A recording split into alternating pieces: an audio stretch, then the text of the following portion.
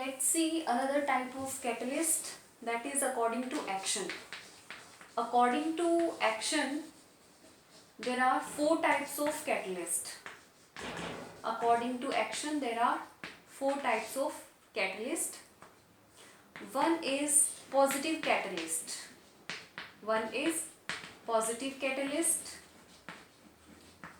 Another is negative catalyst, यानी कि action के अकॉर्डिंग इनकी जो फंक्शनिंग है उसके अकॉर्डिंग जो कैटलिस्ट के टाइप हैं वो फोर टाइप के होते हैं. एक होता है पॉजिटिव कैटलिस्ट, एक होता है नेगेटिव कैटलिस्ट, एक है इसमें auto catalyst. One is auto catalyst and another is bio catalyst. Bio catalyst, auto catalyst and bio catalyst. और दो आपको ऐसे लर्न रह जाएंगे, पॉजिटिव है तो उसका opposite negative catalyst. Okay, naming में कोई प्रॉब्लम नहीं है.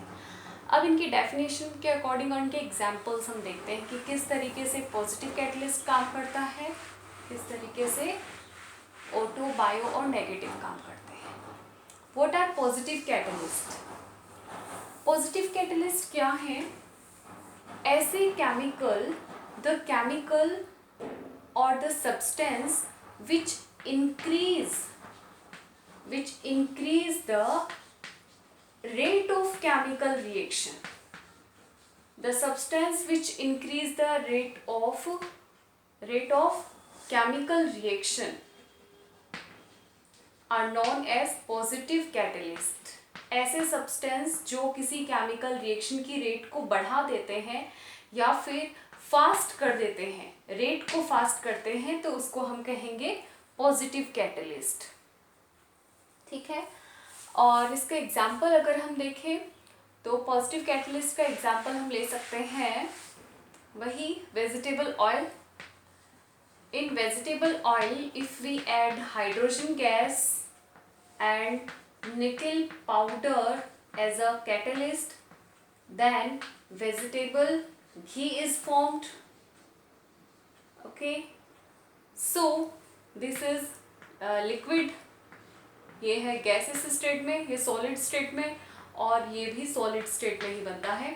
तो अब ये जो कैटलिस्ट होता है, यानी कि इसमें जो निकल कैटलिस्ट है ये पॉजिटिव कैटलिस्ट है, क्योंकि इस रिएक्शन को ये क्या कर रहा है, फास्ट कर रहा है. इसलिए निकल है वो क्या हो गया, एक पॉजिटिव कैटलिस्ट हो गया. This is a positive catalyst.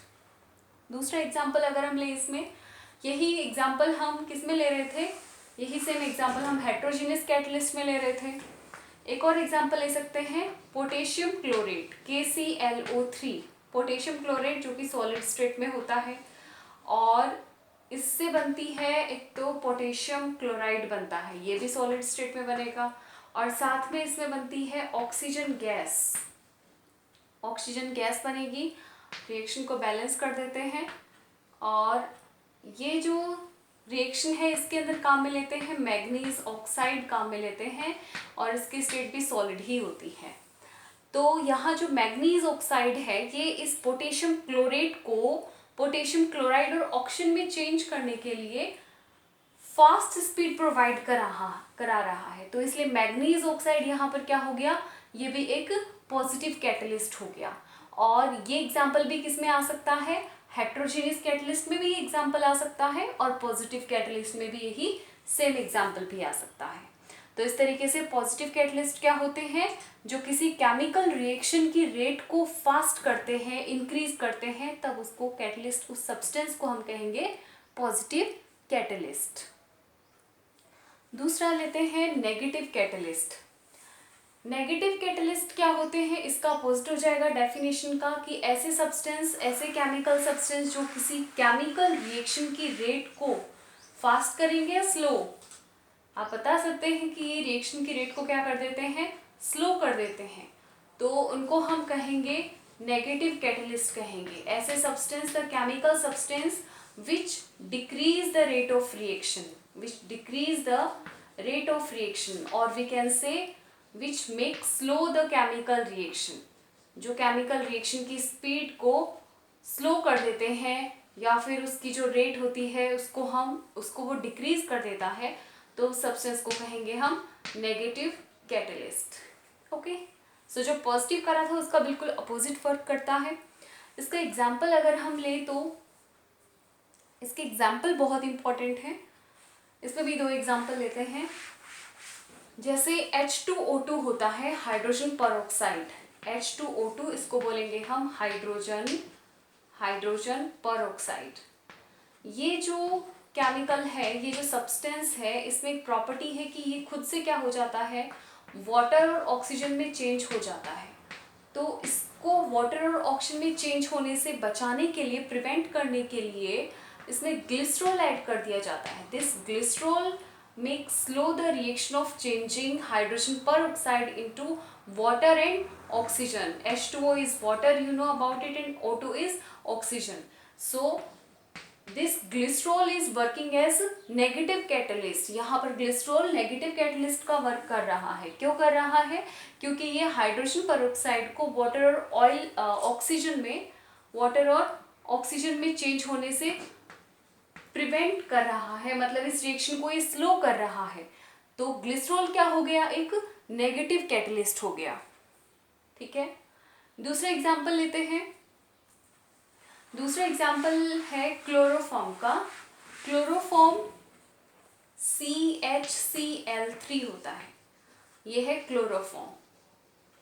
और क्लोरोफॉर्म में एक स्पेशल प्रॉपर्टी है कि ये एयर के अंदर ऑक्सीजन प्रेजेंट होती है उसके साथ रिएक्ट करती है, और रिएक्ट करने पर खुद से COCl2, जिसको हम कहते हैं फॉस्जीन, ये फॉस्जीन में चेंज हो जाता है।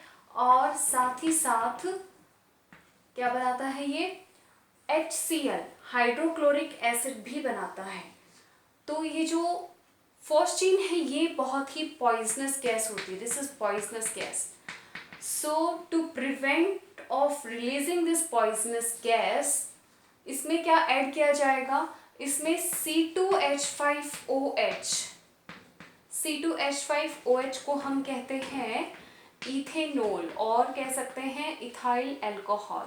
सो इथाइल अल्कोहल और ethanol is mixed into chloroform to prevent releasing of phosgene, or it make the slow reaction of changing chloroform into phosgene. So chloroform क्या है, एक ऐसा केमिकल है जो ऑक्सीजन के साथ रिएक्ट होकर फॉस्जीन एक पॉइजनस गैस बनाता है, साथ में हाइड्रोक्लोरिक एसिड बनाता है। बट इस रिएक्शन को स्लो करवाने के लिए इसमें इथाइल अल्कोहल या फिर कह सकते हैं इथेनॉल, और फॉर्मूला है इसका C2H5OH, ये इसमें ऐड किया जाता है ताकि ये जो केमिकल रिएक्शन है ये थोड़ी स्लो हो, या फिर क्विकली ये फॉस्जीन गैस एटमॉस्फेरिक ऑक्सीजन से रिलीज नहीं हो। तो एग्जाम्पल यहाँ पर क्या है, कैटलिस्ट कौन सा है, इधर इथाइल अल्कोहल यहाँ कैटलिस्ट यूज में लिया गया है। और कौन सा टाइप नेचर हो गया इसका, नेगेटिव कैटलिस्ट हो गया ये।